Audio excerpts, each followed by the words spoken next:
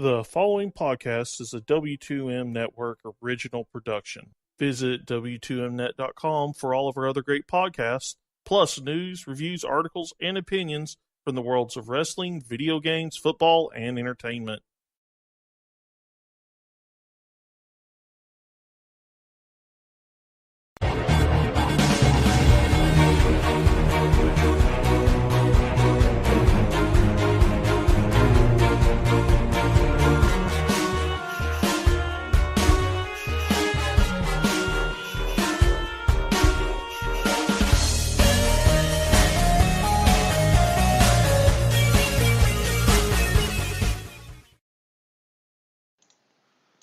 Hello and welcome to another Video Games to the Max. This is episode 178, and we are the official gaming podcast at W2Net.com and also partners with ForumMania.com and Last Word on Life. And joining me here, as always, Mr. Marc Morrison. Howdy. Well, we are using a different system than Skype, as we are trying to do this for all of the W2M Podcast Network podcast going forward, and we're using Discord, so hopefully this maybe sounds better. Don't know, might just sound the same. Might not be that big an issue with it just being two people and not 3 or 4 or 5 or whatever, but I guess we we'll do see. have plenty to talk about here, as it's been literally 2 weeks since we've done the show. Again, not one of those that we try to miss a week, but stuff happens. I am looks like closer to getting a job again, and yeah, having to do a lot of stuff for that job has been taxing, plus falling asleep. Don't worry, once you get the job, I'm sure the schedule will become wide open. Hopefully it's 7 to 3, so it won't be that big a deal. But if I get the 3 to 11, or God forbid the overnight, whoo, that's gonna be fun trying to do anything. Yeah. But yeah, we'll get into the games we're playing in a little bit here. For the most part, most of them are kind of the same since last time. A couple that I couldn't talk about before that I can now, but the thing that kind of happened over the weekend that's the big blockbuster was the D23 in Japan showing off the new Kingdom Hearts 3 trailer, and it pretty much confirmed rumors that had been flying around for months about there being a Monsters Inc. world. You aren't too enthused about it, but Nope. You are. So why your thing about Monsters Inc.? I just find the premise lame. It always seemed like an real monsters knockoff or copy that was done poorly. Well, it's obviously also kidified. Our Real Monsters tried to actually be gross and scary. Yeah, so it's better. Okay. I'm glad that John Goodman's getting steady work, but that's about the only positive I have in that franchise. Like the fact that it was I think it was one of the 3 pack-in worlds for Disney Infinity 1. It's really? This one? Yeah, that one was a little weird to me. They have other worlds that would have been much more, better Also, for games. I guess that aesthetic looked a little too close to Nightmare Before Christmas also. With how the characters transformed. Yeah, the way that Sora, Donald, and Goofy looks, certainly. Especially Sora. He looks like he could have been right in the Nightmare Before Christmas, which they had for the first 2 games already. Goofy looks like he took a really bad marijuana brownie and ate it and then just got blown up. Well, it's funny because I saw something on Kotaku about someone recreated Goofy from that in Spore, the creature creator. Yeah, he does look like That too. I saw that too. I thought it was funny. Like all the people that had the great comments about Goofy. It's just like, well, it I, hit with somebody, at least. I just think that like there are. I know Toy Story's in it, and that's a thing. Like that's a good world idea. But I just think Hmm. there are better Pixar worlds out there for them to explore. Like my dream would be to go to like Wall-E World or something like that. I have a feeling that they were told specifically to stay in the early part of Pixar, and I don't think Bug's Life would have worked. Bugs Uh, Life always works. I guess, but I think people just almost. I think people just don't even think about that sometimes as Pixar, like the first No, movie. they forgot about it because like that's when Ants came out also, and Right. people got them confused. Just so, because you have to think about going forward. This is the end of the first trilogy. There's gonna be another Yeah, right. trilogy or whatever, and they're gonna have to rely on Pixar games a lot going No, like forward. no, they don't. Like there are plenty of Disney worlds that they can tap into. Like you say that, but like think about how few Disney worlds have they like even gone to. That's not even counting, Star Wars and Marvel that is coming down the pipeline. Like that's I think, nonsense. but I think they're trying to try to push more modern going forward. So they are. We don't even know if there's Star Wars or Marvel worlds in this. It looks like there may be Oh, one of the two. I don't think there's going to be both, I don't I don't think there's going to be anything in that in Kingdom Hearts 3, honestly. which would make sense. I think. But like even like I mean I know we talked about it, but even like the Incredibles would be better. I know like there's the Monster Hunter or Monster what's that Big Hero Yeah, 6? Big Hero Is that it? 6. Like they share a lot of common similarities between like just overall idea, if not aesthetic. But I would take like an Incredibles world much over fucking Monsters Inc. And I'd agree with you. There's a lot more to do there. Like I, I just think that, like what you said when I brought it up, was that they're not going to have two very similar worlds like that in the same game when they can really take another Kingdom Hearts game and build something big on Incredibles and then also be able to include whatever's in Incredibles 2 as well. I mean, you say that, but knowing them, it'll take another fucking decade. Oh, yeah, of course, it'll take another decade. But Like out, like if they're not gonna do like a Wall-E world, like my idea would be then for them to do Inside Out, I feel like they have to do Inside Out. but based on Sora. Yeah. Like that'd be a very cool world to try to like explore, Yeah, but plus not. you've got all these things about memories and whatever, and they talk about that in the trailer because he mentions Marluxia, the other uh, whatever the hell, I can't remember their names now. The main villains, the guy that's there mentions Marluxia, and he's like, "Who's that?" And so it goes back to the whole chain of memories and the other Is it weird? games. Is it weird that like Sora has amnesia like every other game?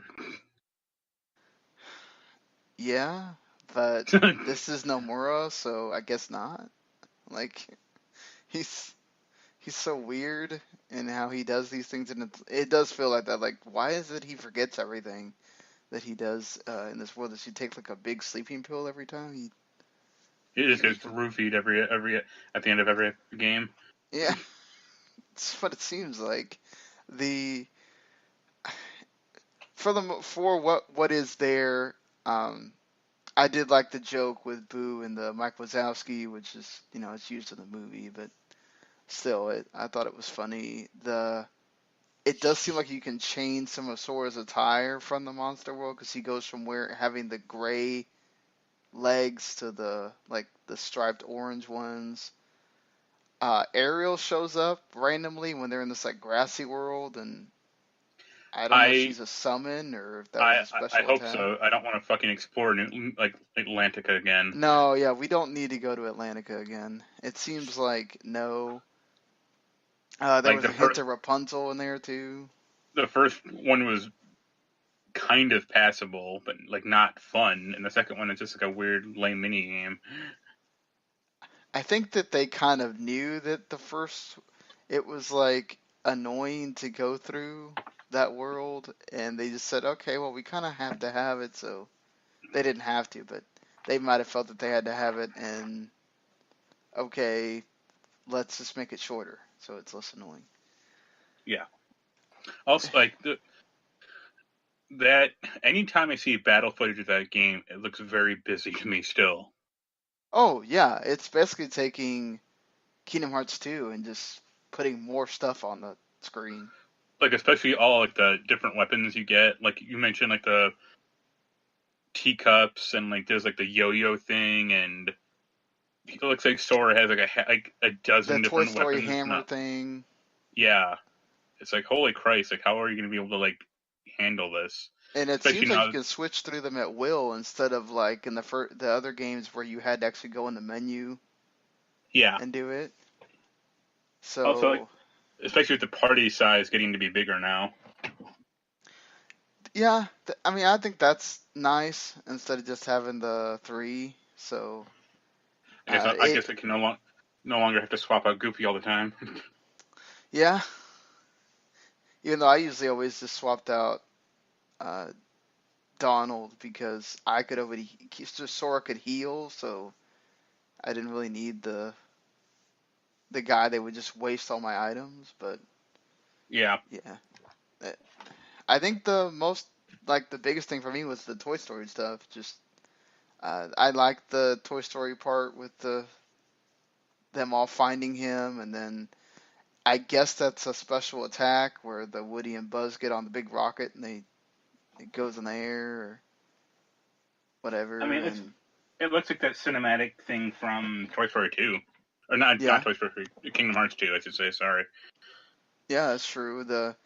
I did like the different like villains, the one where he's like jumping in the boxes and then he has to land on top of whatever that is that he's attacking, and just like you said, seems like there's a lot freaking going on. So Yeah. I guess the most important thing to take out of it is that they are still saying 2018.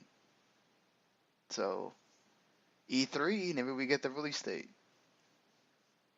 which I mean, I still don't think it'll be this year. I think it'll be this year in Japan, maybe, but not in America.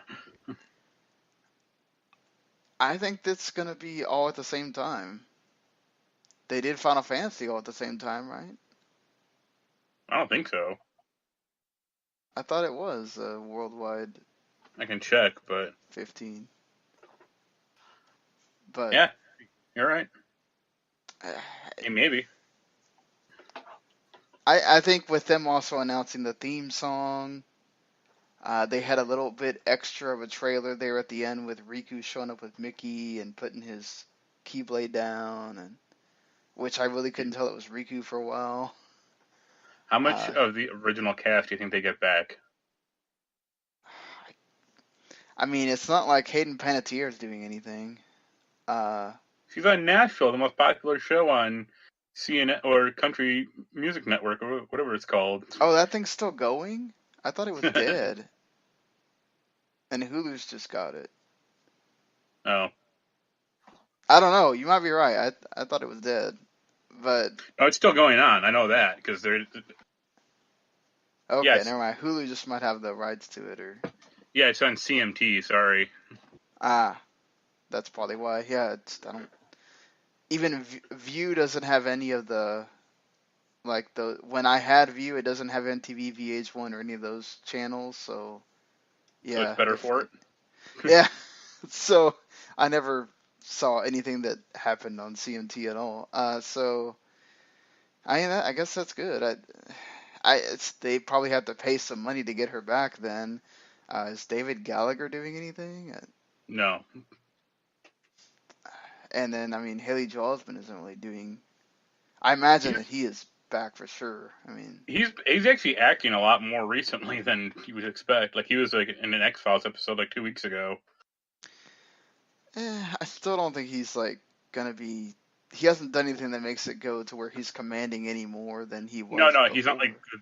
the big kid star he was. I mean, Yeah, but I'd imagine they try to do a lot to get him back as it's Sora. Yeah, I don't I'm not even even know sure. how much Kyrie's involved at this point.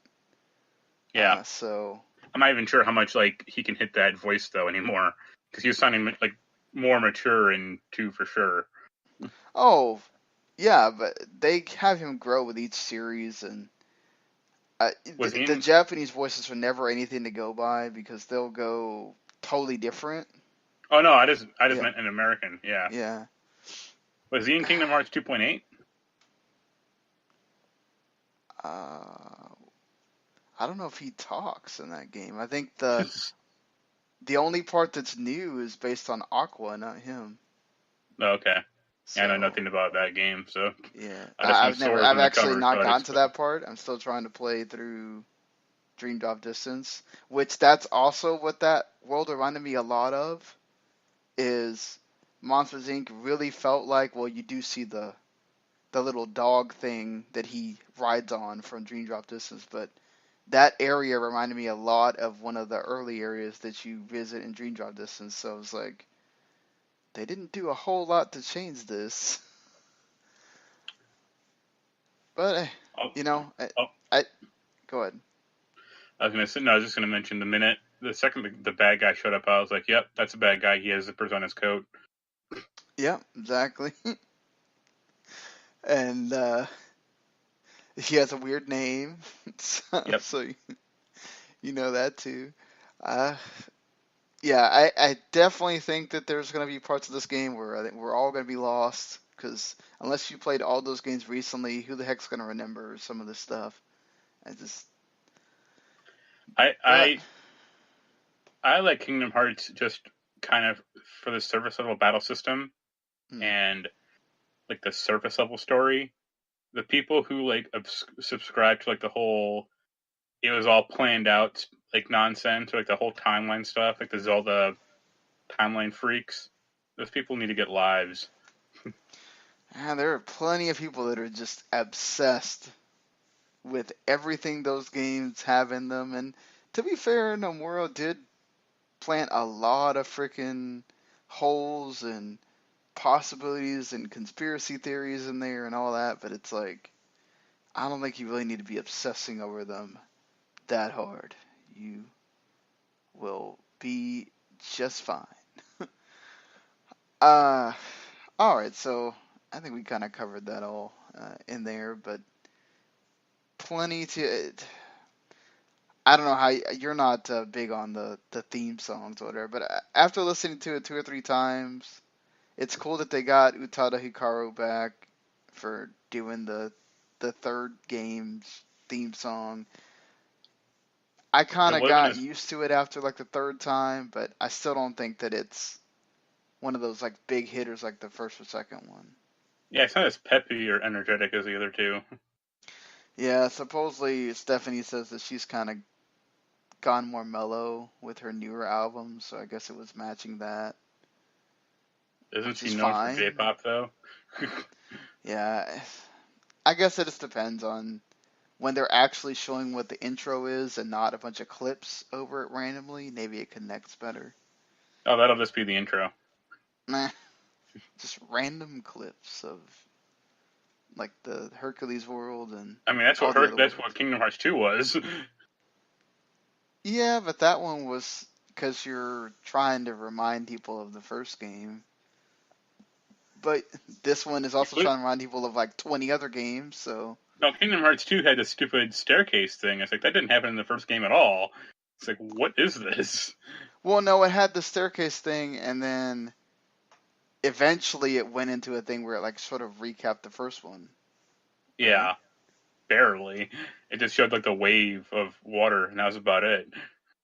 It's like, okay, well, sort of got the barely gist, but okay. All right, so what have you been playing in these 2 weeks here? The usual stuff. Monster Hunter World, still kind of banging away at that. Uh, I did Anything one of new on that front that you? I did one of the big story missions. I forget some elder dragon, which isn't actually a dragon, which is weird. Uh, it's like a story mission where it's coming up against two barricades, and you have to like you're attacking it from both barricades to like stop it and like bring it down, but it goes horribly awry. Big surprise. That mission kind of glitched out on me.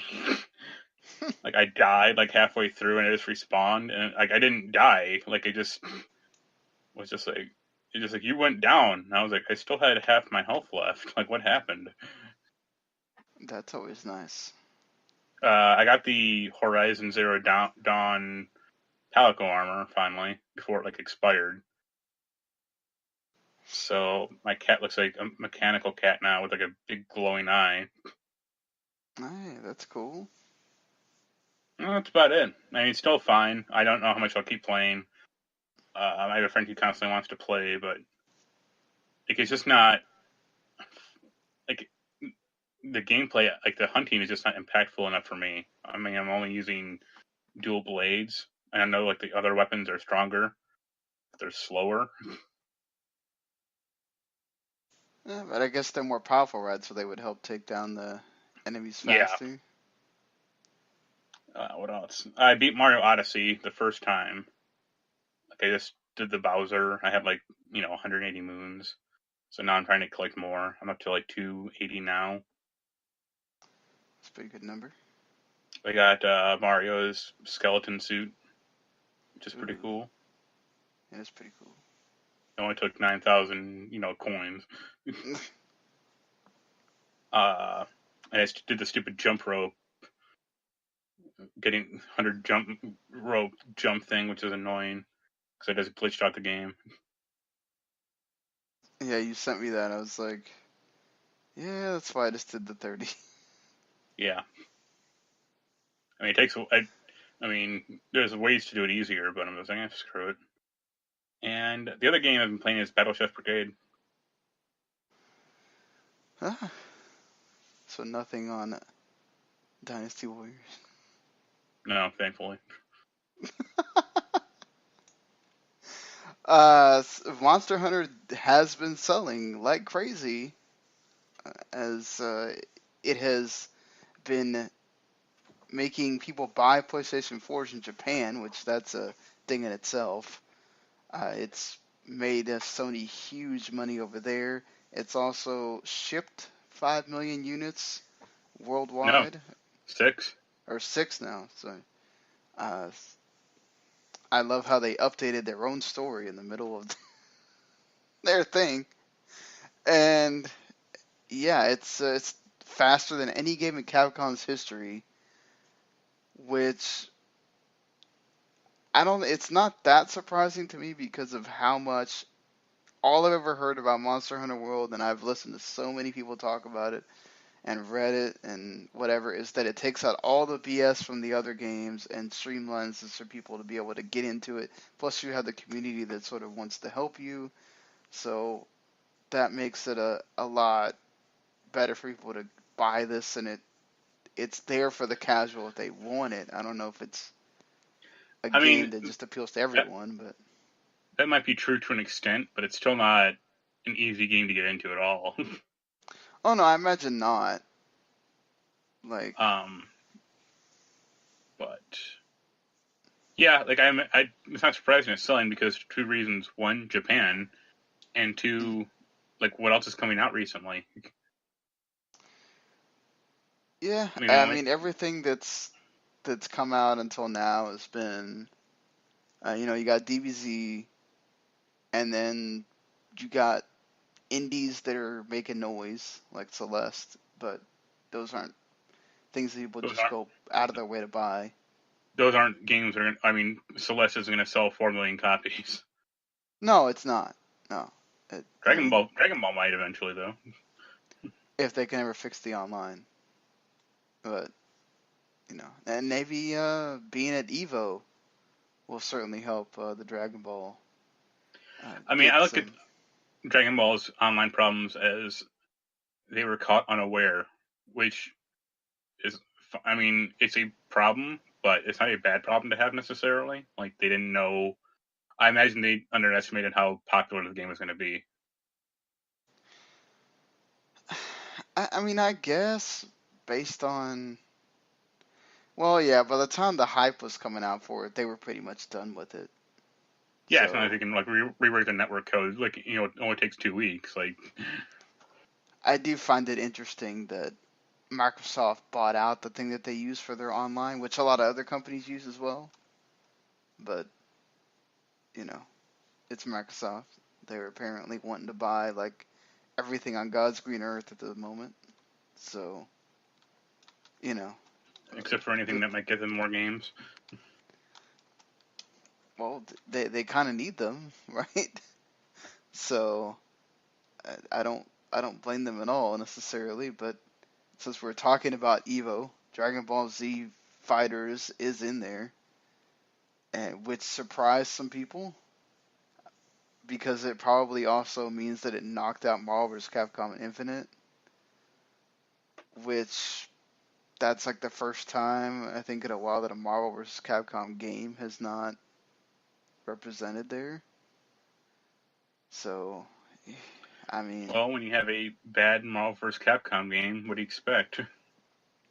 yeah, basically it's a bad port job of the Ultimate vs. Marvel Capcom 3, right? And I mean, I think they might change one or two gameplay things, but yeah, like that gem system is new, but not good. And like I see no buzz about that game at all. Like they dropped those DLC characters a few months ago, and no one's cared really. And Capcom seems to have dropped the game like a hot potato, also. So yeah, I mean, I think it says a lot when that game came out and like there wasn't really a lot of buzz for the game when it was coming out anyway.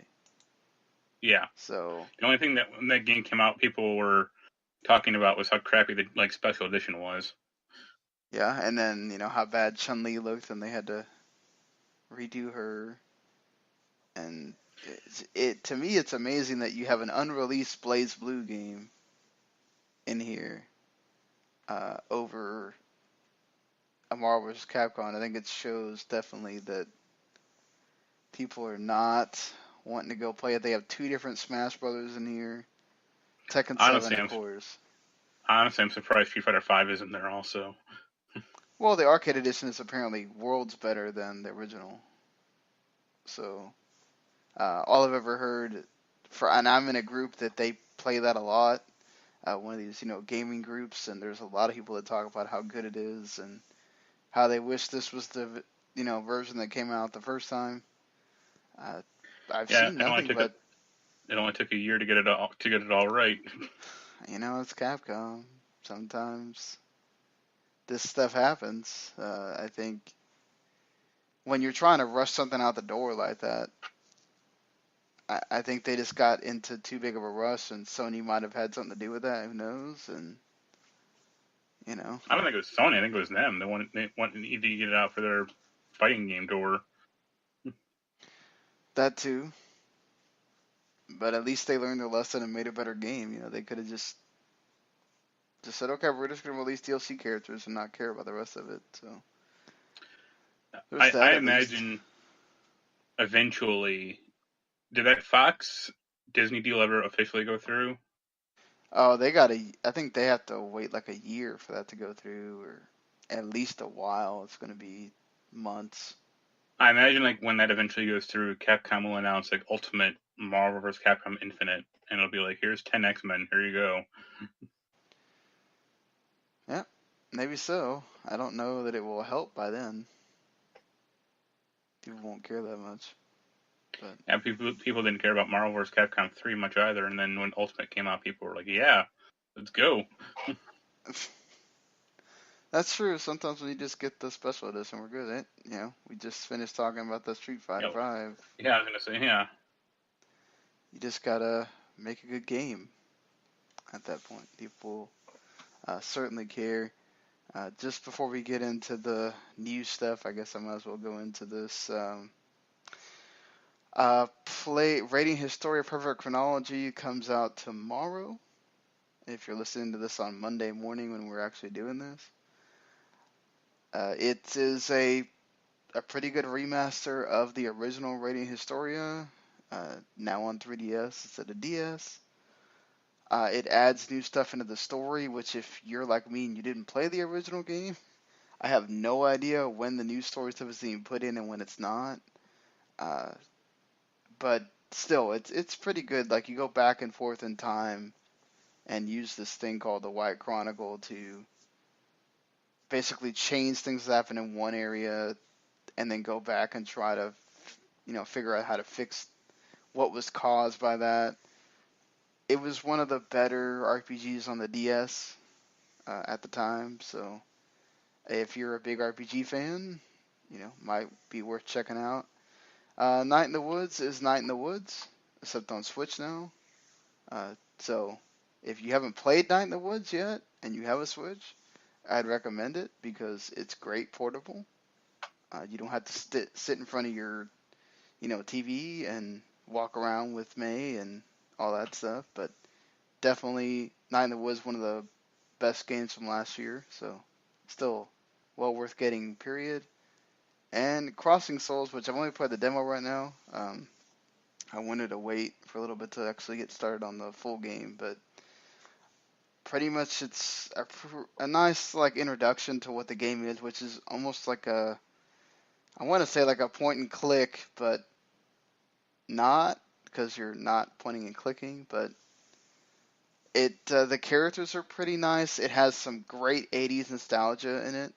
The demo is on the PS4 store if you want to download it. Game also comes out on Tuesday. It's from Devolver, and it's from a Spanish developer called 4Attic. It was weird because I was sitting there reading all these tweets in Spanish, and I'm going, wow, these guys must have a lot of Spanish people that work there. And then I figure out the developers from Spain. I'm like, okay, this makes sense. But yeah, I just love the fact that it's like, it's set in 1986, months before I was born, and like there's just like so much. Of course, they don't use the actual names of anything, but they're knockoff names, so you can tell immediately what it's supposed to be. And it's like a really just like nice romp through what the 80s would have been like, and just kind of going through their story and meeting these characters, and it's pretty good. I think anybody should at least check out the demo, see if you like it, and you know, then pick it up on your PS4 or PC if you want to. But that's pretty much it for me. I finally got that Digimon Story Cyber Sleuth review finished. Still have to write the one on Fantasy Hero, but that should be pretty quick. And yep, then I can just get into what's Relax. do what? Then you can relax. I don't know, because I have to get straight into Radiant Historia and then Crossing Souls. I don't ever get to relax really, and hopefully, well, hopefully somebody will want Secret of Mana if it shows up, because I don't know if I can play all that at the same time. But yeah, we'll get into the what's coming out this week, because I think this is one of the fullest weeks of games that we've had since. I mean, the 26th had some heavy hitters. That week had some heavy hitters, but this one has like an absolute full week of stuff coming out from a lot of different people. We'll get into that at the end. But speaking of Nintendo, they announced Metroid Prime 4 at E3. Just a big old shot that said coming soon or 2019 or whatever. Didn't know who was developing it. Everybody assumed it was Retro. Then comes out that there's a Donkey Kong Country Tropical Freeze remaster coming. And you're going, well, I guess they could be working on both games, but they're not. It's actually Bandai Namco, who's also the one responsible for the Smash Brothers recently on Wii U, and they've been doing a lot of stuff with Nintendo recently. This isn't totally confirmed, but they're doing that whole we're not confirming or denying thing, and there's multiple sources from Eurogamer reporting this. I think this is cool. Yeah. I mean, as long as it's good, right? That's all that matters. The last time that they worked with somebody that wasn't Retro on a Metroid game, you got Metroid Other M, and that wasn't very good. So Wasn't Metroid Freedom Force like someone else also? oh, Freedom. I don't really count Freedom Force because that's on 3DS. But yeah. When that came out, it was so sad because it's like you could tell Nintendo when they were showing it off in the direct, we're kind of like, we don't know what to do with this either. Yeah. So. Yeah, Team Ninja did Metroid Other M, which is probably one of their lesser. Considering Team Ninja's track record right now, they also had a hand in the Cydia NT. So. So what you're saying is they're at the top of their game? No, they're not. But, you know, they all can't be winners. Well, Stephanie liked Team Dissidia. She's the only one. Well, but... you know, Stephanie liked it, but both of us know that game has issues. And that's the point. You didn't have to play the full game to know that game has issues. It was the game. The game, that was it. Like, when the game forces you to play the other modes to get the story, which is nothing, and you can watch it in 1 hour on YouTube, and you literally really learn nothing. I don't know what the hook to this is when the online mode isn't great, and it's a team game, but you can't see what the other people in your party are picking, so you can't make a good team either. So you can just go get absolutely owned online, or maybe you own the other people, but that seems to be pretty rare. Yeah, I don't know. I mean, maybe they'll fix some of the stuff, and it'll be cool to see some of the other characters in there, but... Yeah, but it has Kefka in it, so who cares? Kefka's great. I do think he's great in the story. He's funny. I have no idea what game he's from, so... Final Fantasy VI. Is that the Terra one? Yes, he's the main villain in 6 that, like, destroys the whole world because he doesn't give a shit. It's great. I never played 6, so... Oh, well... 6 is awesome. But... Yeah, the music is awesome, though. So, I will frequently listen to that on YouTube. Isn't it just redone tracks? When those are awesome tracks already, and you put them into a medley and stuff, I'm not going to say no. But they do have new songs as well. It's, I think, like 5 or 6, but they, like, medleyed the crap out of those, too. They have, like, 3 different versions of the song that you hear in the open, and, like, 3 different versions of, like, 2 other songs. Yeah. But, yeah, this is interesting here from Nintendo. They wait until a year after the Switch releases to finally make the Nintendo points work. Now, technically, you can use the Nintendo points to buy stuff on the 3DS, but when you buy a Switch, you want to use gold points on stuff for your Switch. That makes sense, right? The issue is that right now, your gold points are only good for a year. So people like me that bought the Switch at launch, if this isn't launching until early March, does that mean that the gold points that I got for buying a Switch and buying any digital games, like when I bought Setsuna and Fast RMX, I'm not going to be able to redeem those?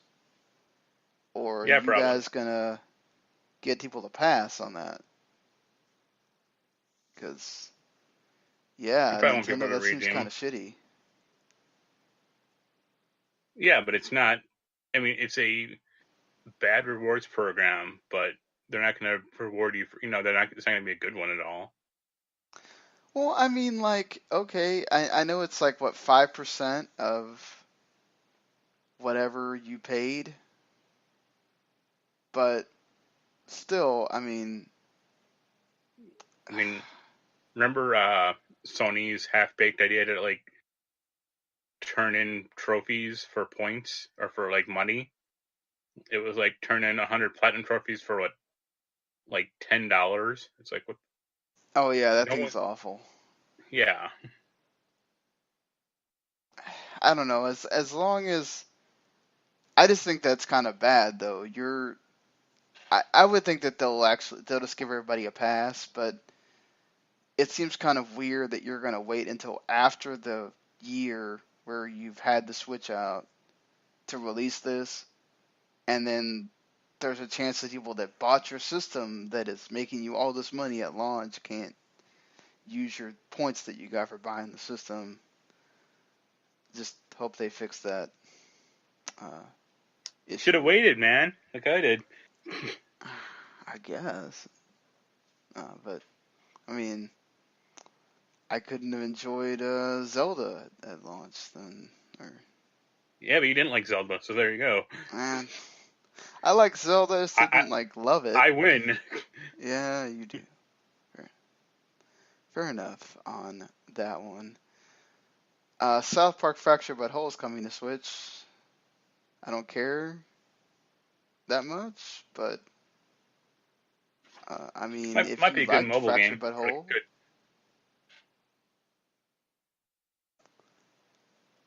Might be a good mobile game. yeah. I mean, if it's like $20 or $30 on Switch at Yeah. some point, I might get it. But I don't know. I'm not rushing out to buy that game.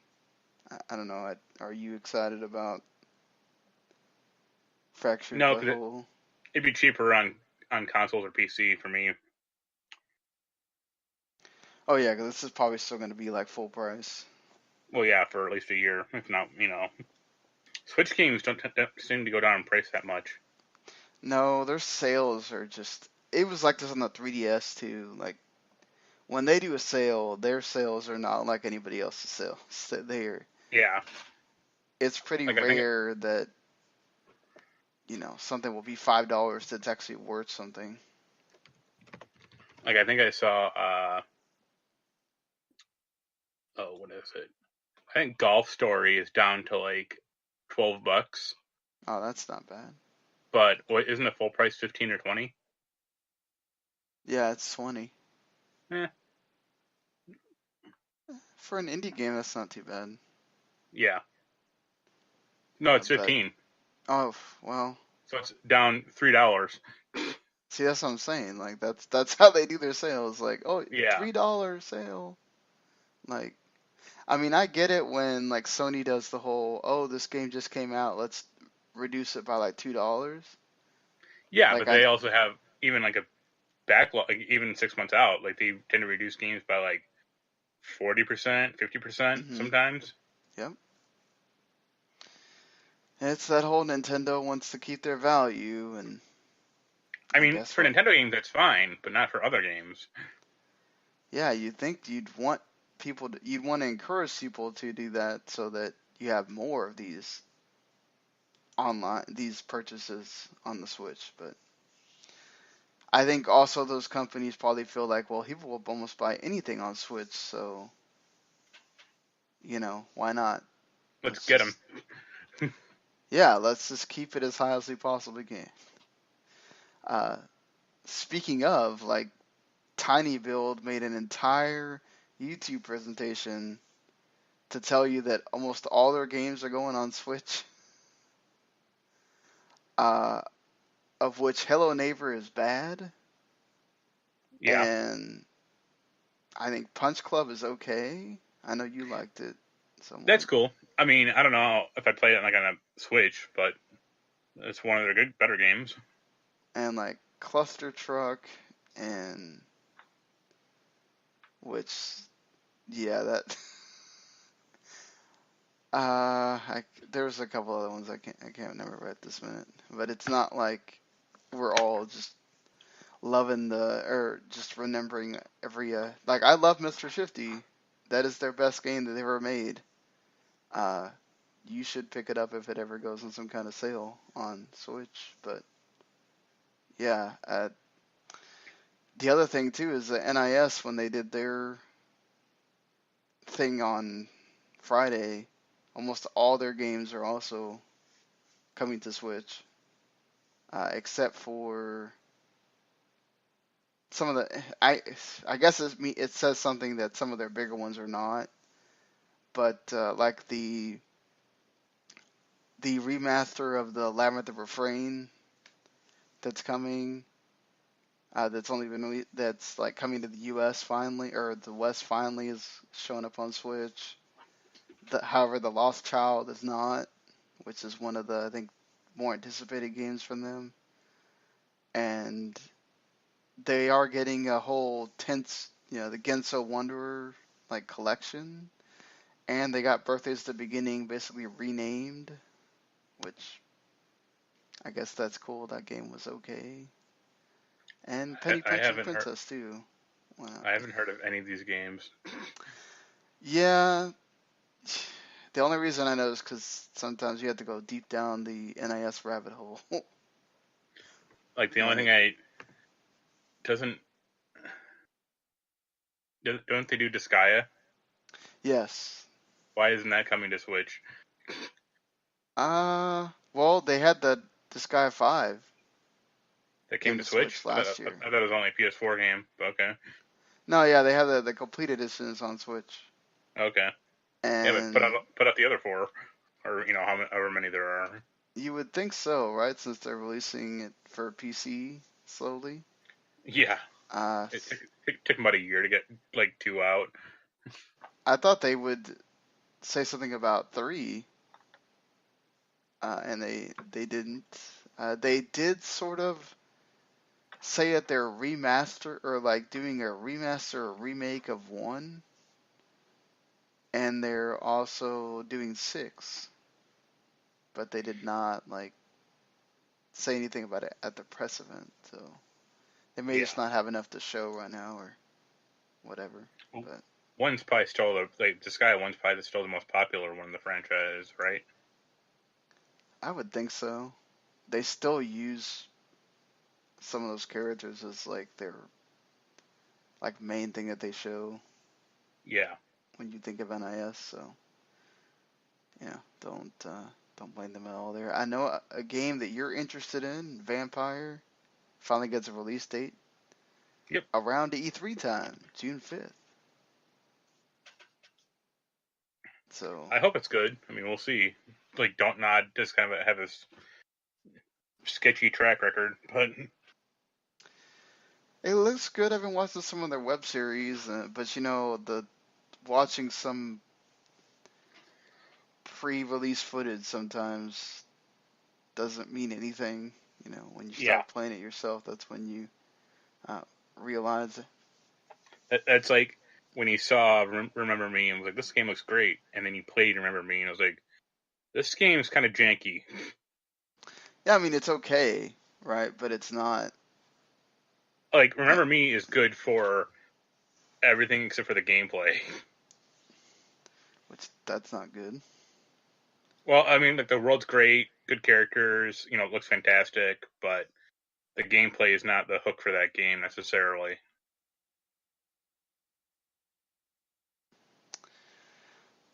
Yeah, I it's weird. Like I've heard people like really like that game.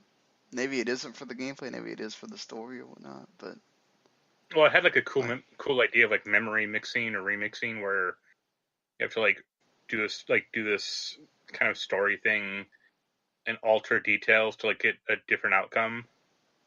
But they had only had like 4 or 5 of those in the entire game, so it was kind of a diversion, not like the main conceit of the game. So instead of the main conceit was a kind of this bad Batman style combat. mm. So could you say that that's kind of where they got the idea for Life is Strange then? Well, I imagine they were like just like, let's ditch this Batman crap and actually make a story based game. So that's where Life is Strange came from, probably. Well, that worked out for them. at Yeah. least on that front. Hopefully, Vampire is good, just because you want to keep seeing good things from that developer. And the last good like vampire game was like Bloodlines from 14 years ago. Oof, been that Like, long? what's the Jeez. last good vampire game that you can think of? I thought Blood Rain was okay. Like Yeah, it's but that not. was that was more just kind of character action. Like that wasn't about like. I mean, you sucked blood to get health back, but that was about it. Right, yeah. I guess it's not one of those like true games, but yeah, it's Also, I think Blood Rain came before Vampire the Masquerade. Blood Rain 2? Huh? I can't think of this right now, but Yeah, Blood Rain 2 came out about the same time, but that was a worse game, I thought. this. Well, it does prove your track record that there's not a lot of great vampire games.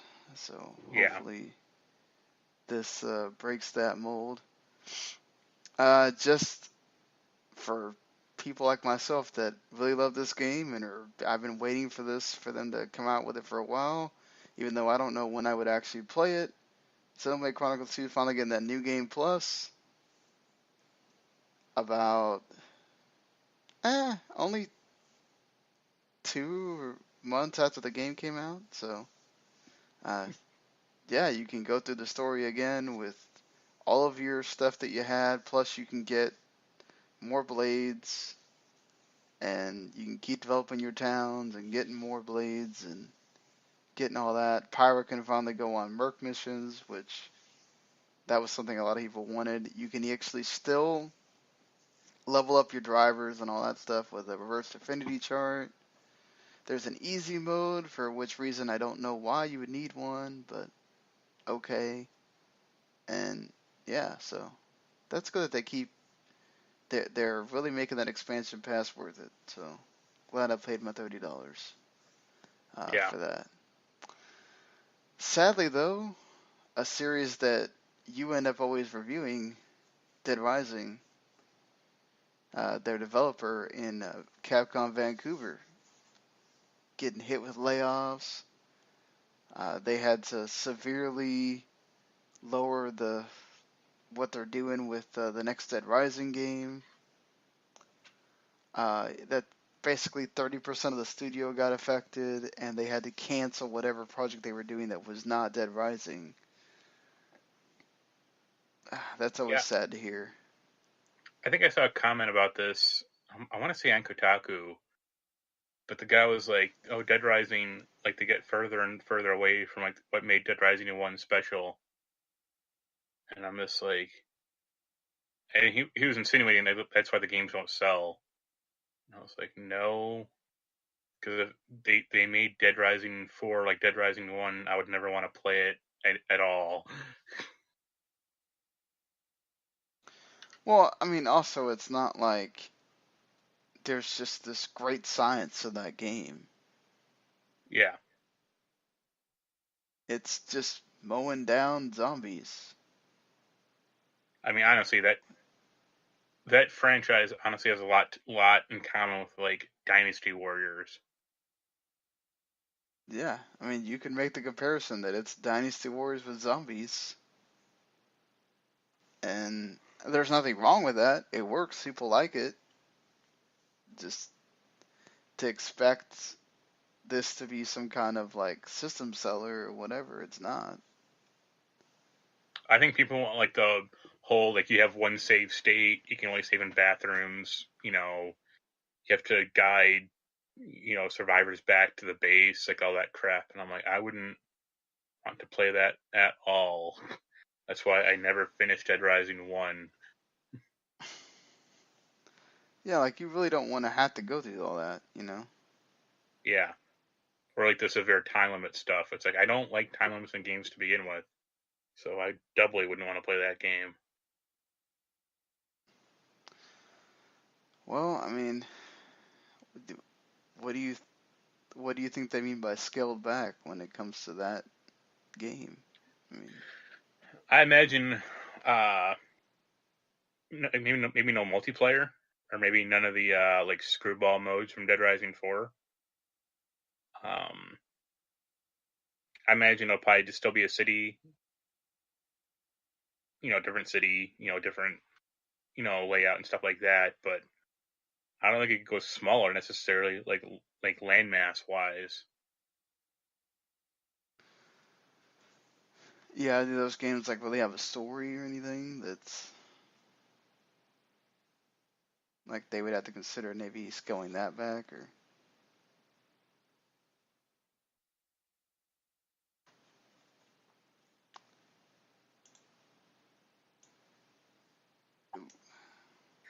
I imagine the story gets scaled back somewhat, but I don't know how you could scale down the landmass. Like, I imagine it'll just be a different town, a different layout and everything, but I don't think it goes smaller. Like, I don't think you just put the game in like a mall, like the first game was, and because that would tick off people. I don't even know where you go from the story from here because every time Dead Rising ends, it's like, oh, we have the cure for zombies, and then the next game is like, oh, zombies came back. And it's like, okay, this has gone on for 3 games now. This is dumb. We have the cure for zombies, but they somehow came back. That literally is like Dead Rising 2. It's like, oh, we have Zombrex, but now we still have more zombies. And like Dead Rising, I don't think Dead Rising 3 did that, but I know Dead Rising 4 did it for sure. That's great. It's like we don't really know what kind of story idea we're gonna do for this, so let's just say that there's more zombies. uh, well, hey, maybe that's the reason why Like we're not. I'm waiting for like Dead Rising to cross over with State of Decay or Dying Light or something. Why not? Why not just have Frank show up in Resident Evil Yeah, as a character or something? that'd be pretty funny actually. He just he starts. He's just part of the team now. Yeah.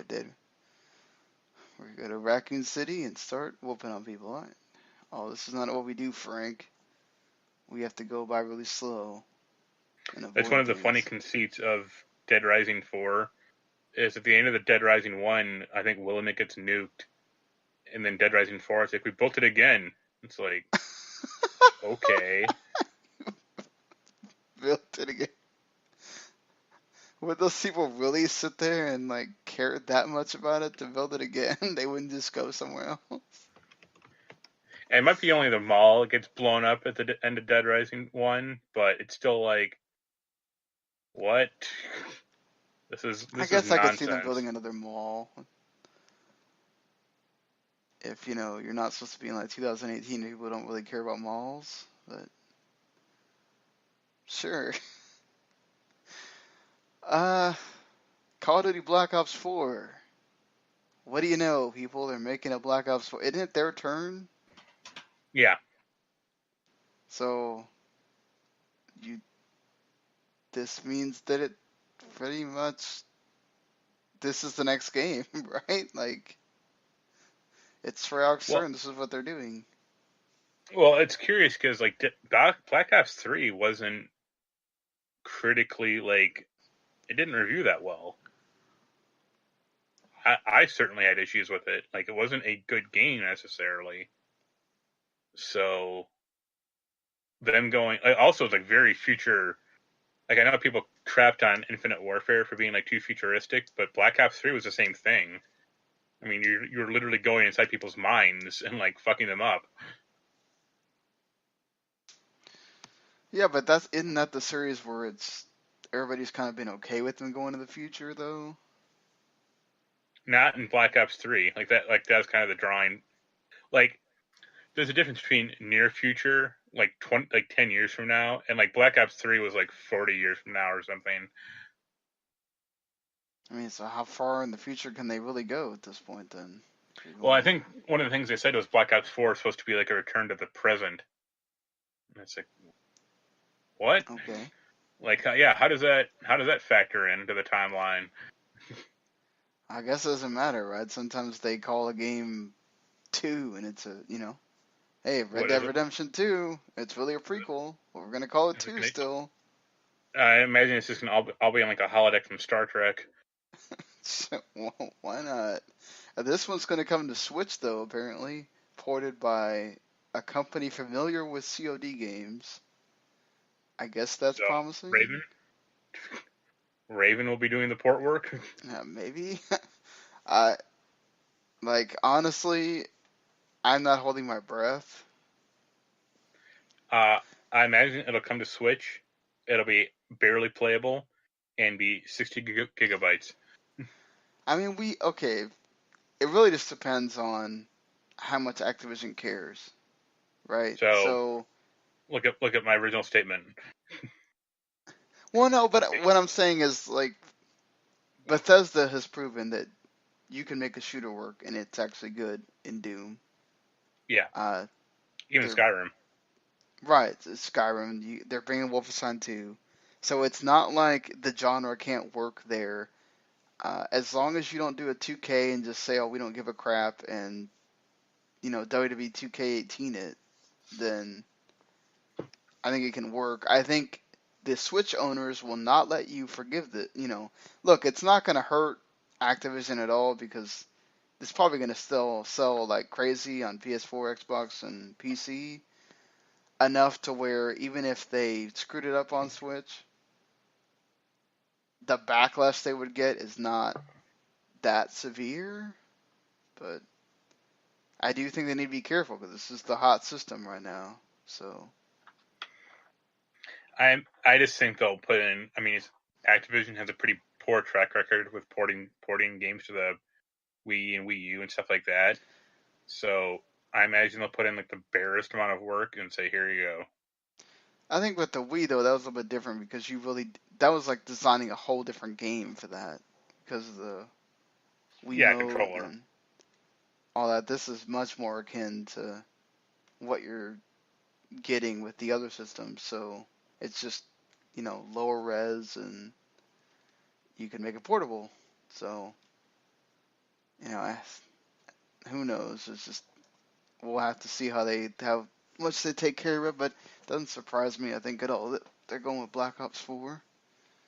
Yeah. Will Treyarch ever make something that's not Black Ops? No, That's that's the bigger question. because let me look it up. I actually did look up Treyarch recently, and I think like uh yeah, the last game they made was Quantum of Solace, and Oh that was yeah, a decade ago. And the same with Spider-Man: Web of Shadows, which was a good game, but that was 10 years ago too. everything else has been Black Ops. They did World of War, Oh okay, and they did that was pretty good. Call of Duty 3, which was a bad game. Well, that was before they started rotating the studios and all that, right? Now that was their attempt to rotate studios the first time. Oh, okay. Well, there's their bad apple, I guess. Yeah, and Black But Ops was a good series, but I think they're gonna. I think 4 is the limit. Like they can't drive it into the ground too much after that. they'll probably just start doing the subtitle thing or something, Yeah, and just start bouncing it around the timeline and be like, "Oh, we don't care that much. Like, just you guys care more than we do. Just that's enough." Uh, there's two. Well, one's probably way bigger than the other one, but two pretty significant delays happened in this time period as well. Yakuza 6, Song of Life, getting delayed till April 17th. There will be a demo at the end of the month though that you can play, so that's really cool for people that are very very excited for Yakuza 6. And it was supposed to come out March 20th, so it basically got like a month delay. Whereas Red Dead Redemption 2 gets a big delay till October 26th. So if you were hoping that there'd be one less game out during the fall season when everything pretty much comes out. You are wrong, folks. Red Dead Redemption 2 is coming out during that time period, and this is going to include a Battle Royale mode. Because why not? Everything else is got to have one. And there's going to be a huge online world. There's going to be a lot more stuff going on in the world itself. There's going to be a night and day cycle, and there's going to be a GTA Online pretty much thing as you'd expect as well. What do you think about these delays here? Yakuza is kind of a bummer, but I'm curious to try out that demo. Next week or two. Yeah, I didn't think Red Dead was going to make its August release date. I think that was the original pitch. Yeah, we kind of thought it would get delayed again, but I mean, does it surprise you at all that there is a Battle Royale mode? I guess not, right? Since Battle Royale mode seems pretty funny though. yeah, just like I want it to be like 100 cowboys on horses getting launched from a plane.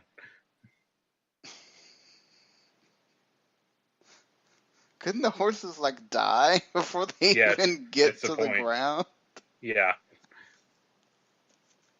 Like, hey, well, we have a parachute for the humans, but not the horses, so yep, they're pretty much here to die. It's surprising. I mean, I guess it's not surprising that like everything. It's gonna be more surprising by what big game doesn't have a battle royale mode at this point. But Madden. Yeah, Madden. And it'll be a 50 player versus 50 player battle royale. Hey, you wanted the Blitz games to come back. Here you go. That's your one shot. Yeah. And then the NFL comes and says, we did not tell you to put this in our game. What the hell? And then EA says, oh well, we're the only game in town. Yep. We're going to put loot boxes in here to... Doesn't Madden already have that? so you can kill the guys faster. So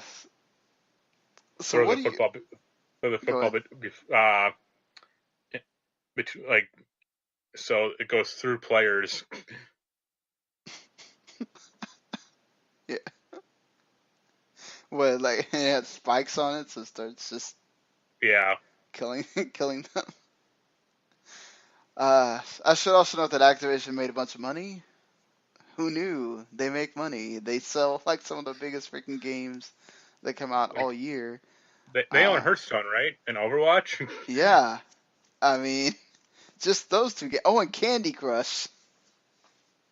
Like, just all those. They make a bunch of money. So, just to put this in perspective here, including downloadable games, DLC sales, loot boxes, and in-app purchases on mobile games, they made $4 billion. Then people wonder why they don't, want to take loot boxes out or anything like that. Well, go ahead. Well, at least the ones in Overwatch aren't like bad or anything. So there's that. I just think this is like crazy that I think $2 billion came from Candy Crush by itself, and then $2 billion comes from Hearthstone. Yeah, and even Hearthstone, Hearthstone has a mechanism where you can like create cards. Like if you want some specialized card, you can destroy what cards you have and try to get it. Right. So, like, it's funny. People constantly bitch about EA's like loot boxes and predatory nature. Activision does a lot of the same stuff, but it's just not viewed in the same way because they are greedy about it, but they aren't too greedy about it. Well, So yeah, it's not, that's what makes the difference, though. They're not yeah, super. it's not like infecting all of their games. Hmm. And like you get loot boxes in like Call of Duty at a pretty good clip. Right, but do they like affect the game badly though? No, that's the thing. It's all, at least Yeah. in the ones in like World War II, it's all like cosmetic stuff. Like dress up your guy in different costume, or here's a new call sign banner and stuff like that. Like who cares? Yeah, see that's the point though. Like you said, they're not in your face about it. So Don't, that's what yep, makes people go, okay, we'll we'll forgive this. Whereas EA is just like, you it's the point will, of the game. yeah, you will deal with this. Oh, and then not just in Battlefront, you will deal with this in Need for Speed, in Madden, and in every Mass other Effect, game that we have. yeah. Like Like, I think the only relevant thing in Call of Duty is like there are golden versions of guns, and to get like the golden version, you have to get like 5 or 7 random pieces of gear to like unlock it. mhm. Like a different calling card or a different gun camo scheme or stuff like that, and it's all random drops from the like back from the boxes. But you can't just, if you have the points, you can't just buy whatever you want from the menu.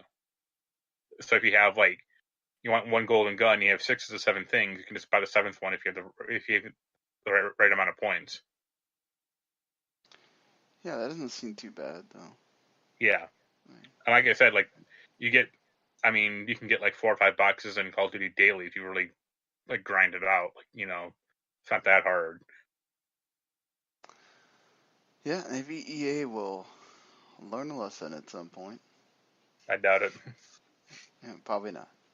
I mean, you still have people going out there and defending them. So, wasn't it their own like director or whatever it was Well, like? that was the COO, I think, or Chief Financial Officer, one of the two. I mean, I guess that's his job, but still, it's like there's so much negative about you. Just accept it and move on. Yeah, I think they got like rated recently as like one of the top 5 worst companies in America. They have been a while since they weren't there, and now they got right back up there again. Like, good lord, EA, you just cannot escape it. You can't. Uh, we'll get to some of the individual stuff kind of at the end. I will kind of put those two together because they're like sad news stories. But Crash Bandicoot, no surprise, after Insane Trilogy became the fastest selling remaster ever for Sony, is getting a new game in 2019, and also the Insane Trilogy is coming to PC and Switch, which that's a little bit interesting.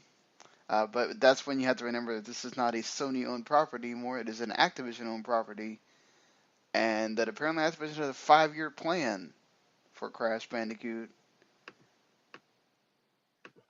Do you excited for a new Crash game? Well, it's funny that Naughty Dog sold Crash Bandicoot off. Yeah, it's like of all the series to sell off. I mean, I guess at that point when it was coming out on they sold it when the games were coming out on Xbox, right? That's Yeah, when. because I think they Okay. sold it to, I want to say Warner Brothers or Sierra, Hmm. and that's how it folded into Activision now. I think it was Sierra at the time. I can look it up, but yeah, that was a bad thing. Yeah, I bet Sony is wishing that they would have been able to keep that by now. But It's funny because like Sony doesn't have. I mean, even now, I mean they have Ratchet and Clank, but they don't really have like a furry, cute little, you know, they could bring mascot. back Jack and Daxter if they wanted to. But I Naughty don't think Dog people aren't probably clamoring for doesn't want to those make guys. those anymore. Yeah. Let's see. Yeah, Crash was bought by Vivendi. That was it. Ah, okay. Yeah, and then Vivendi did their thing where they got out of games. Yeah, and sold it all this to I think either Sierra and Activision, and then Activision eventually got it. Yeah. I mean, at least Activision is doing something with it now. So I think this game's be perfect for Switch. Uh, Platformers just work really well in that system. Coming to PC will also be a big boon for them on that. And having a new game, I think that's what sort of everybody wanted out of this was that, okay, let's make this remastered so well so we can get a new game. And now they're getting that. Now we'll get a remaster of Crash Twin Sanity. Everybody wants a remaster of Crash Team Racing. That's what I keep seeing. Yeah, that was an okay game. That would also be great on Switch. You could have your game to What rival about Mario Kart. Crash Bash? I don't know about that. But we can we don't have to remaster everything unless we're putting it all in a collection and you can just like never play it. That might happen. Yeah. Uh hey, Far Cry 3. It's coming as part of the Far Cry 5 uh season pass. It's going to be coming as a remaster to PS4 and Xbox One, or it could be just support. Who knows? But you'll also be able to just get it as a separate download if you don't want to get the season pass. But hey, the season pass is going to include a way for you to fight the Viet Cong in Vietnam, zombies, and you can go fight monsters on Mars. Because why not? Crazy stuff But happens in Montana. We just need to have it happen everywhere. I mean, this sounds like Saints Row 3 DLC. But like, what does this have to do with any of the stuff that's going on in that game? I have no idea. I mean, like, what did Blood Dragon have to do with Far Cry 3? Well, but that's Blood Dragon though. Like, I think that was meant to just be a total like what that was. Like, okay. Also, I can totally see people just completely making a big deal about the Vietnam thing. I doubt it, because people didn't care about it in one of the Call of Duty games. I think it was Black Ops that had it, or Black Ops 2 for sure. Yeah, I know it's a little bit different back then though. This is the year where everybody gets mad about something. So I would not be surprised. And then with the Far Cry 5 already being a bit controversial itself, Yeah. uh, we'll see how that goes. Are you a big Far Cry 3 person? It was kind of the one that set their formula in place. Yeah, it was good up until they screwed up the story. Oh, that's one where they had the second villain or whatever, right? Yeah, which, like, completely derailed where the story was going. Oh, that's always nice. But hey, I guess if you're like starting fresh with the whole Far Cry series with 5 and you want to see where it came from, you I mean, I'll can. give Ubisoft credit. Like, when they announced pre-order bonuses or season pass stuff, like, they gave you your money's worth. Yeah, this is a lot. Like, I mean, that's a game that they could sell for. I wouldn't be surprised if they sell it at least for 30.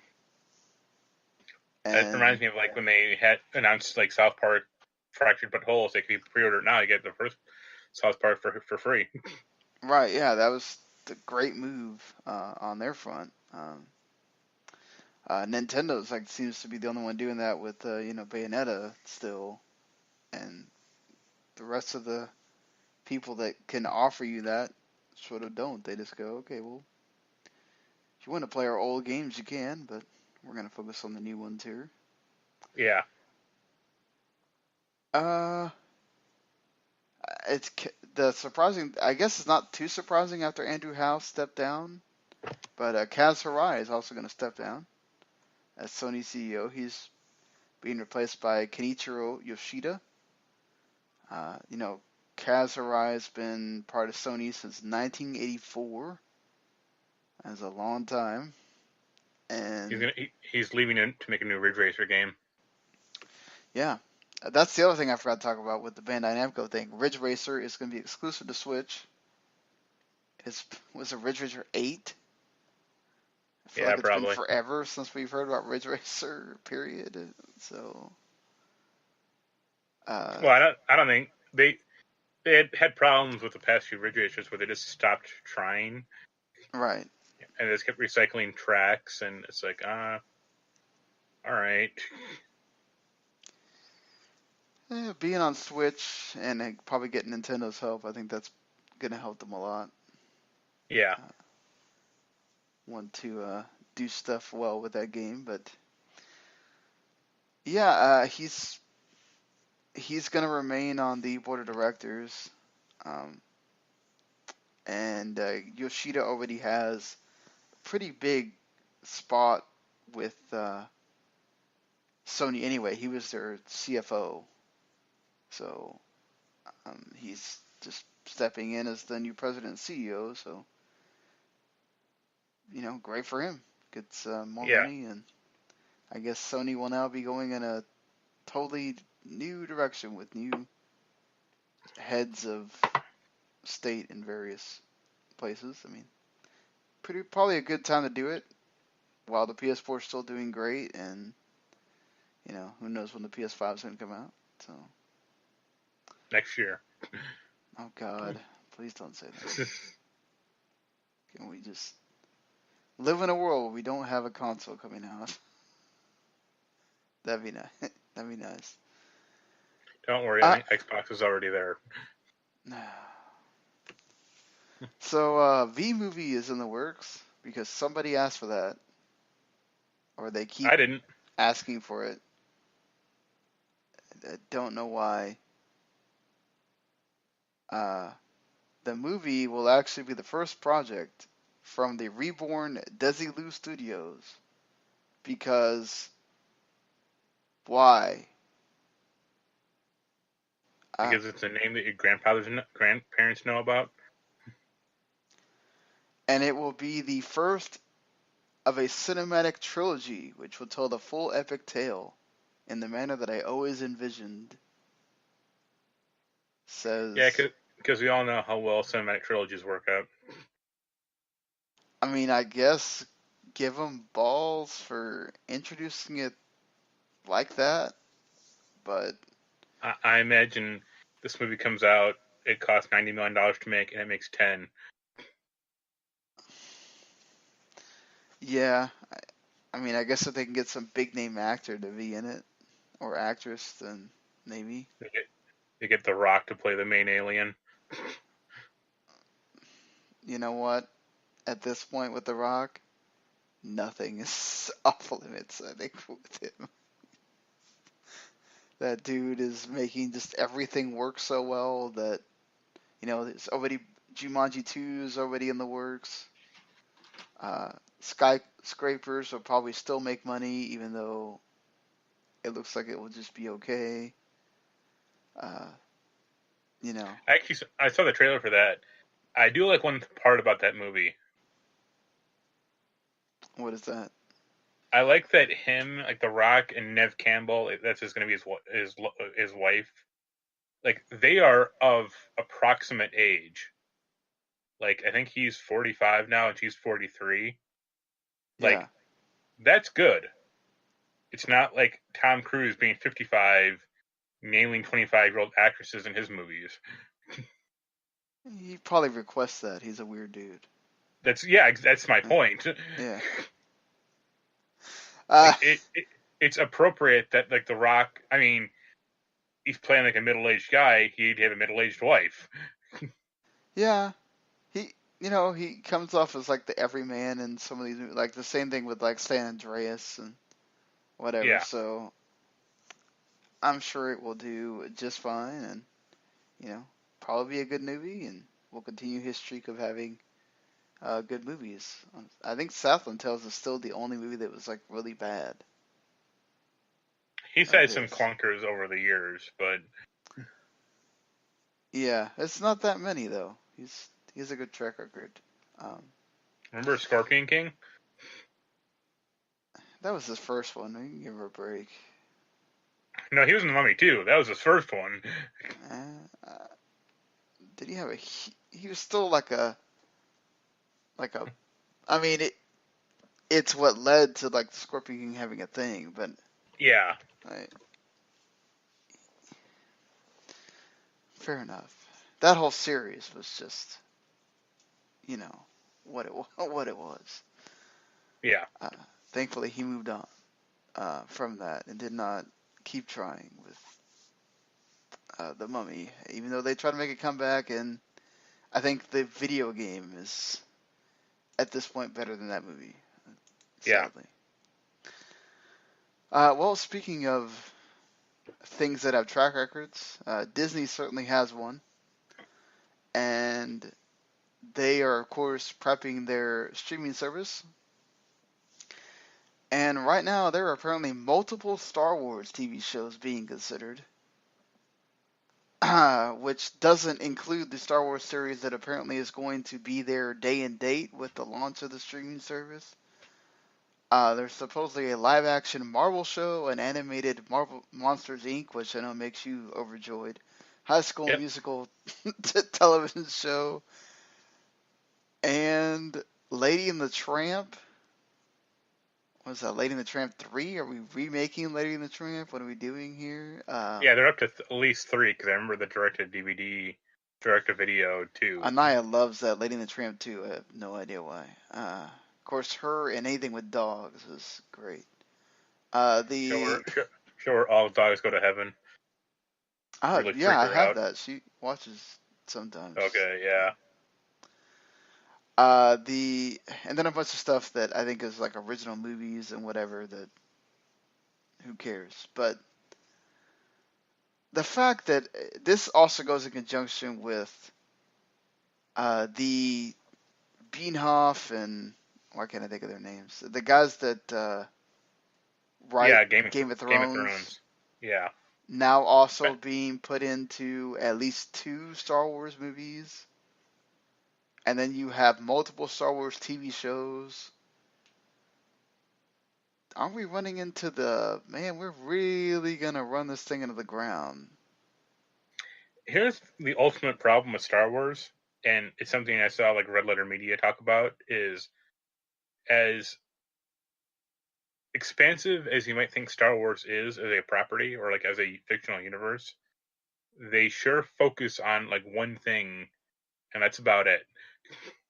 It's the same thing I talk about like with their stupid movies, like except for like the not the new sequels, but like all, like that Rogue One. It's like this is like the Death Star plans and that Solo movies. Like this is how Han met Chewie, and it's like I don't care. I ended up liking Rogue One. I felt like it was okay to have that like in between movie that set everything up. You know, I don't Except for know the that the world needs Solo story, but if they can make the movie good, I guess why not? yeah, because production has gone swimmingly in that movie.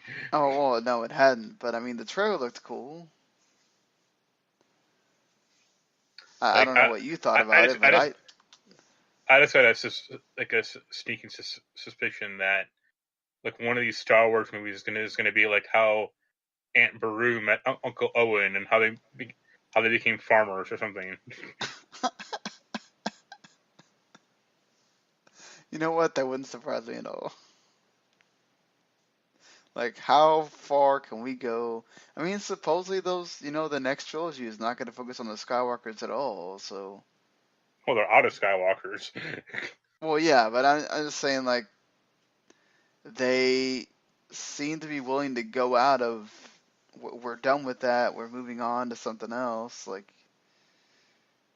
if their solo films are going to also do that, then I guess it continues it. But I just think you do have to worry about that. Like, where are you going to set all these TV shows at? Yeah, I mean, I think the cartoon shows work fine because they're cartoons. But I don't know. When you get into live action, that's a whole different deal. It's, I just think it's not like the Marvel shows have just been totally kicking ass or whatever either. So I No, mean, the like Netflix Defenders was ones. kind of disappointing, and Iron Fist is a mess. But like I think Punisher was good.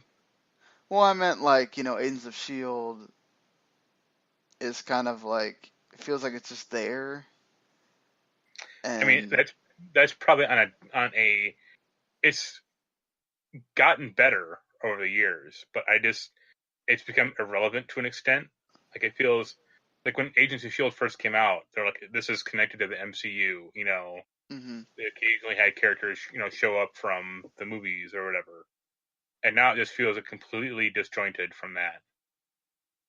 yeah, and then they took the Inhumans out of it to make that show was bad. And they'll never bring it back. Thank God. And then like I, the Runaways is fine. Like I wouldn't I say haven't seen it, it's but I've heard it's okay. Yeah, yeah, it's I not too. anything like marvelous, but it's fine. It's like I mean their movies are doing so great that I guess they can take a hit somewhere, but it's just I don't know. You run that risk, right? Of I think I Marvel also they have a ton of different ideas to go from. I mean, they could make 50 different shows about like Alpha Flight, and they have so Exile. many freaking characters. Yeah, Like there's just not that amount of stuff in Star Wars. I mean, look at Black Panther. It hadn't come out yet, and everybody's freaking people are freaking out about the fact that it dropped a percent on Rotten Tomatoes. I mean, so uh, you know, I don't think people were ready to lambast Star Wars Episode 8.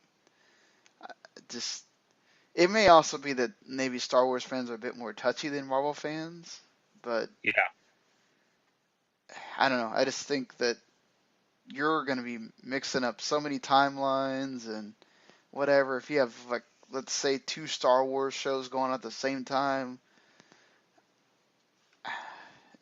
there's just not that like run of characters in Star Wars that makes you go, okay, you can completely have this thing over here that has nothing to do with this thing, and you can have a thing on the Runaways, you can have all those Netflix shows.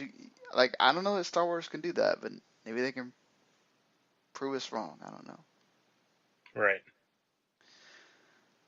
What do you think about Joaquin Phoenix playing the Joker in the film that you don't care about? Yeah, pretty much. Might be okay. I mean, He's when Heath, crazy enough though that when he can Heath make it Ledger was work. announced, like you didn't go, oh, he'll be great. Like there was a lot of trepidation with him. So Yeah, I think you maybe you need to worry about him.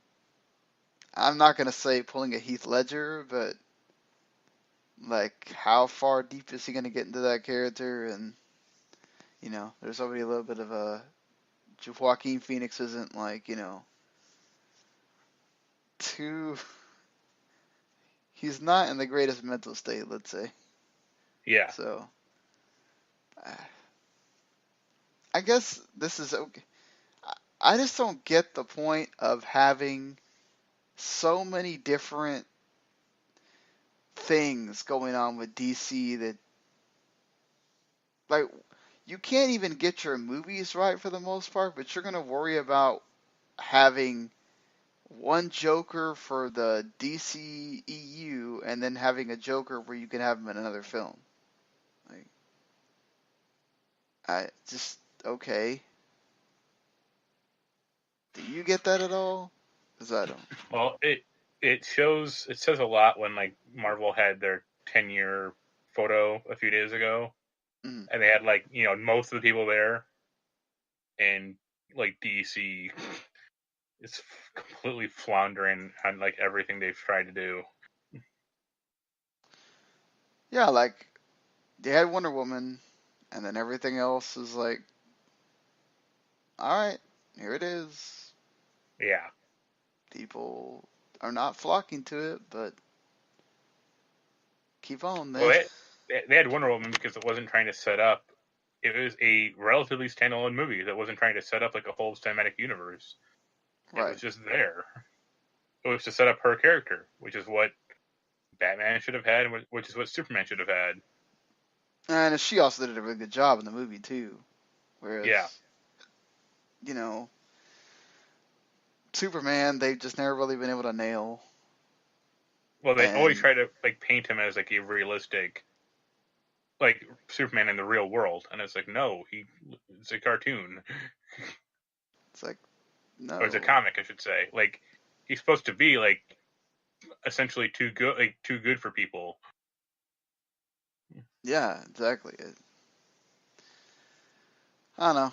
I mean, but there's also a reason why you don't really have Superman games and almost Superman anything, just because I think he's Yeah. just hard to nail in general. But moving along from there, Kim Possible. Maybe getting a live action movie. Uh, I kind of stopped watching Disney stuff right around when Kim Possible. So this doesn't like hit me right in the oh my god I want to see this, but I know enough about it, and it was a right. decent enough show. Yeah, I mean it won Emmys or it won a Emmy and I mean, it's better than what Disney's putting out nowadays. right, yeah, it's aside from the DuckTales Yeah, thing, that's the that was lone actually pretty exception. good. But the a lot of people are stoked for this, so I guess bring it on. Can they de-age Christy Carlson Romano to be the real life version of Kim Possible? Don't think so, Drat. but they can try. Best Buy is not selling CDs after July 1st. Target wants to buy them on consignment, which I don't blame them at all because people are not buying CDs anymore. Yeah. Uh, yeah, I mean, there's a lot of people that are saying they're sad about this, but are you really? I mean, everybody uses YouTube or Spotify and all that by now. Well, to those people, I was like, CDs are a fine. It's nice to have like a physical object, Right. but it's the same thing with like PC games. Like, when was the last time you put in a DVD of a PC game and installed it? Hardly ever. Yeah, and it's the same Uh, thing with CDs. Like, unless it's like a very specific, circumstance, like you're out in the middle of the woods and you don't have a CD player and a pack of batteries. Most people just have their cell phone or their iPod. yeah, and it's just, I think also because of Spotify and all that, people have gotten used to the we don't own the music. Yeah. So we're totally okay with paying for the streaming service to listen to whatever we want, whenever we want, and we're cool with that. And if not, we can find it on YouTube and download it, and or you can just buy whatever track you want on iTunes or whatever. People with music, I think more than any of the other mediums, people seem to be totally fine with digital, and I think Or it's or about or they time. just become anachronistic and start buying fucking records again because they're idiots.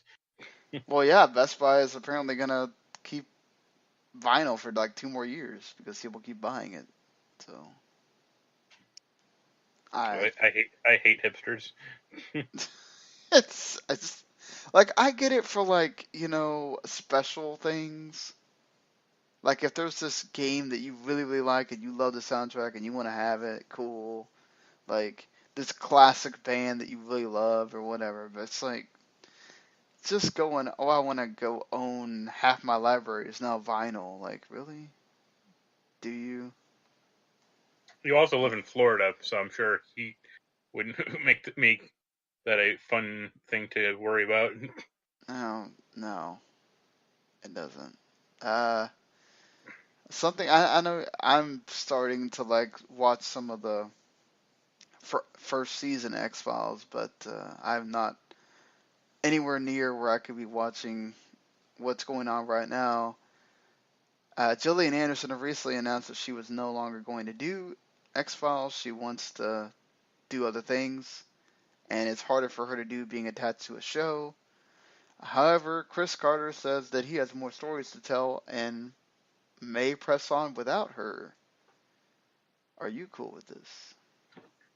The stories that Chris Carter wants to tell are bad, so no. So you're like, no. So you're not Well, liking this season? I haven't watched the season, honestly. Oh. Like I like the last season, season 10. You know, they brought it back last year. That was enough to go like Chris Carter is insane. Someone needs to take the typewriter away from Grandpa and let him go sit in the home. So why Like, why is he insane? because he still believes in the conspiracy garbage. Like he's like Nomura is trying, trying to be. Like he always seems to have. He always says he has some grand plan. It's like, no, you're pulling this all out of your ass, dude. Like, leave it alone. The fact that you created one good idea in the past 30 years should tell you all you need to know about your storytelling acumen. Like, because they introduced America's not wrong. they essentially introduced replacement characters last season. I think I want to say this Agent Einstein and someone else. It was Lauren Ambrose and Robbie Amell as like the younger version, like replacements for Mulder and Scully, and they went nowhere. Probably because he'd already gotten commitments from at least Scully by that, or at least yeah. But it's like I think people like X-Files because of like the monster of the week conceit, like pretty much, or like here's the mystery, them trying to solve it, not the the Men in Black are out there, the conspiracy and all this other crap. It's like that was never satisfactorily explained in the show. I should know. I watched the show. I have it on Blu-ray. You never fucking explained anything. It's just like pulling stuff out of your ass constantly. Right. You specifically, like other writers work around it. Like they just go like whatever, who cares? Or they make fun of it. But yeah, you do have a point that like, so he's made nothing. No. X-Files. I mean, I can look it up. I think he made Millennium. I mean, that lasted 2 years. Right. Let's see. Yeah, he created X-Files, Millennium, Harsh Realm, nowhere. The Lone Gunman, which I liked, but that lasted like barely a season. It's something called The After, which I've never even heard of. Yeah, it lasted one season. Yep. So still, your point is valid. Yeah. There you go. I mean, if you do like season 10 and 11 of X-Files. And I imagine with her gone, they're not going to get Duchovny back either. Like, he doesn't like the show either. Yeah, I would be surprised if he comes back without her. And, I mean, it's... Unless he's, like, really hurting for a paycheck or something, which I'm sure he can get work doing something else. Yeah. Speaking of other things that are surprising, I guess, maybe, Child's Play, the TV series, is happening. Yeah. I think that concept is kind of hard to work into a TV show, but those past few movies have done okay. We plan to use Child's Play in the title. We want to definitely signal that we are going dark. Darker than ever before. It is going to be very creepy. Okay. Well, I like that Brad Dourif gets work out of that thing. Yeah. It's amazing. He continues to be able to do that. If you can get it on the right channel, like, I don't know if Disney would pick it up for FX, but, like, maybe Sci-Fi or... I imagine it would be on Lifetime. On Lifetime. Like, as long as it's not on network, I think they could really go that route and make it work. I mean, I imagine like something maybe like Cinemax or Showtime. Honestly, you think they would go that I way? think Showtime might be stretching it, but I don't think it'd cost too much overall. No. But it would allow them to have them freedom to like have gruesome deaths and sex and violence and everything. So Yeah, Mancini did work on Hannibal as well, so he has some good credits to his name. It could work out, maybe. Movie Pass is now past the 2 million subscriber mark, which the thing is, how are they? We still don't know how they're making money. And from all intents and purposes, these guys are just the guys that are running it are basically just funding it, and they're hoping that they'll just figure out the whole we'll make money later. they're investing everything in bitcoins. Yeah, I mean they're definitely probably going to hit their 2.5 million mark that they wanted to hit by the next year or whatever. But I think they said I think I read something that they are making like some kind of sale deal with companies that like MoviePass gets a certain stipend if they go and watch that movie with MoviePass or whatever. But it's like I could just see this, no matter how many subscribers they get, eventually just being so much that they have to pay that they drop it out of nowhere, and that's what Yeah, makes me kind of leery about getting it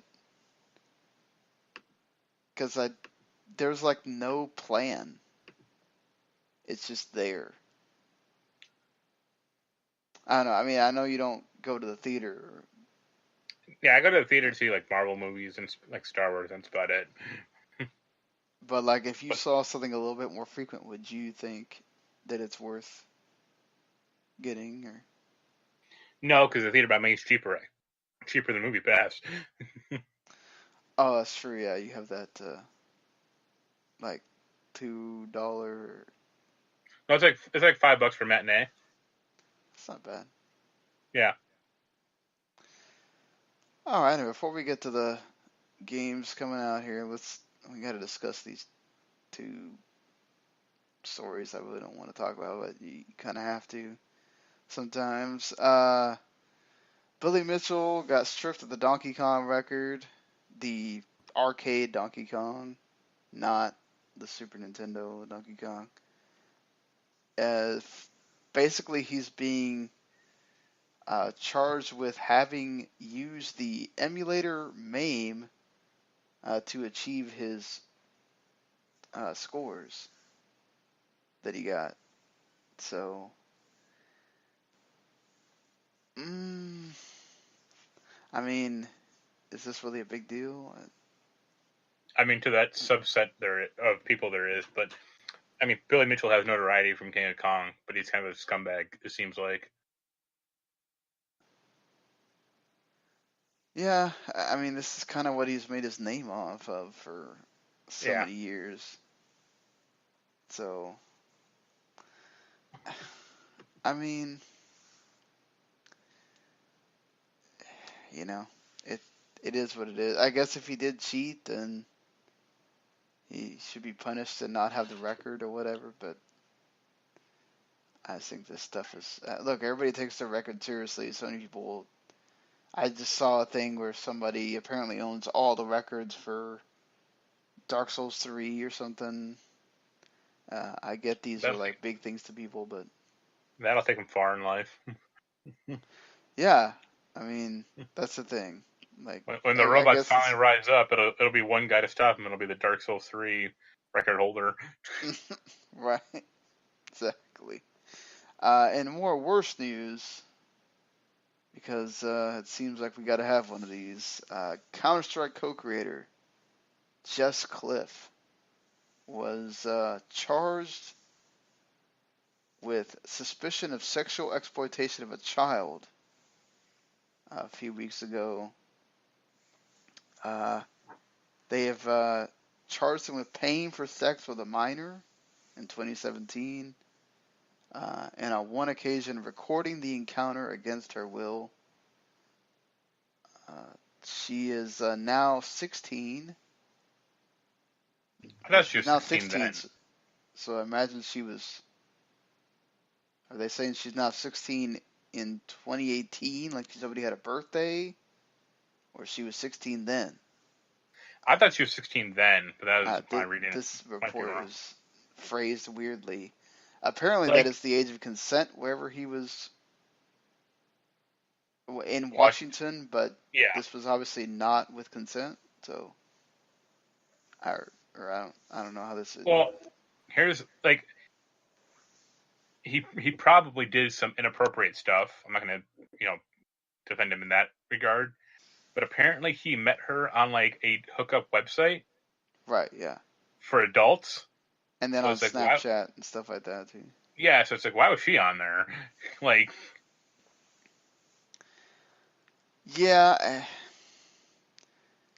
I mean, obviously, I don't think she's innocent in this, right? If you're going, it's not like he's sitting there and he showed up at your house and this happened. Like you're talking with the guy, yeah, right? like he didn't like, yeah, like he didn't like come to her house and like kick in the door and like rape her, holding a Yeah, knife. right. Like, I think like there are degrees to this. Like, I think this is like a statutory thing, yeah, right? Like it's that he's 36 and she's 16, and that's what they're doing here. Like, and apparently that she's considered a minor still, so if he paid for it, well, just I don't know. This is one of those like you got to be a heck of a lot smarter than yeah. like you're 36. It's Why for are your you flavorings, dude. like why? He also had a girlfriend, which is pretty funny.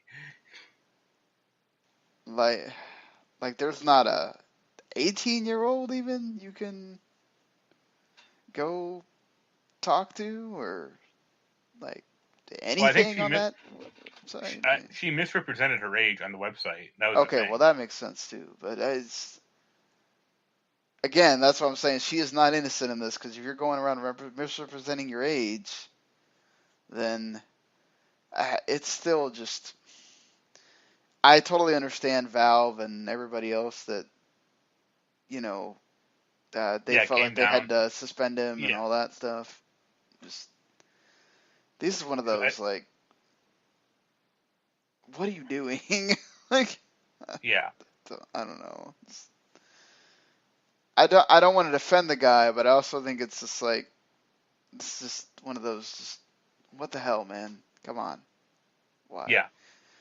He's being held on $150,000 bail, which I think that means he would just at 10% he'd need 15,000. So, yikes. He'll just sell a few counterfeit skins and make that up, and no problem. Oh yeah, I guess he could, right? They're like going crazy with that. It's just that stuff just bugs me. Like, why the hell? You're 36. Like, what are you doing?